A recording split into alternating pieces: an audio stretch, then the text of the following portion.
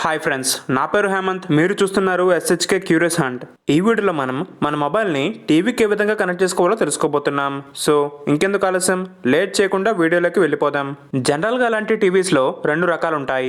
ఒకటి smart TV, మరొకటి Android TV. Smart TV అయితే మనం రిమోట్తో ఆపరేట్ చేయొచ్చు. ఆండ్రాయిడ్ టీవీ అయితే మన ఫోన్లో ఉన్న గూగుల్ హోమ్ యాప్తో టీవీకి కనెక్ట్ అవ్వచ్చు. ఇదైతే స్మార్ట్ టీవీ కాబట్టి మనకి రిమోట్ అవసరం ఉంటుంది. మన రిమోట్ స్టార్టింగ్లో బాక్స్ అండ్ యారో షేప్తో ఒక బటన్ ఉంటుంది. దాన్ని ప్రెస్ చేస్తే మనకి స్క్రీన్ మిర్రరింగ్ ఆప్షన్ కనిపిస్తుంది. దాని దగ్గరికి వెళ్ళి ఓకే చేస్తే మనకి ఈ విధంగా ఓపెన్ అవుతుంది. ఇప్పుడు రిమోట్ పక్కన పెట్టి ఫోన్ తీసుకోండి. అయితే ఒక విషయం గుర్తుపెట్టుకోండి, మీ మొబైల్ వైఫైకి కనెక్ట్ అయి ఉండాలి.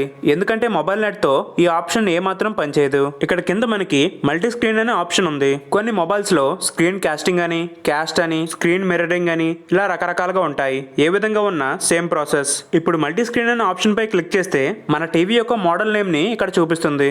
దానిపై క్లిక్ చేసామంటే కనెక్టింగ్ అని చూపిస్తుంది.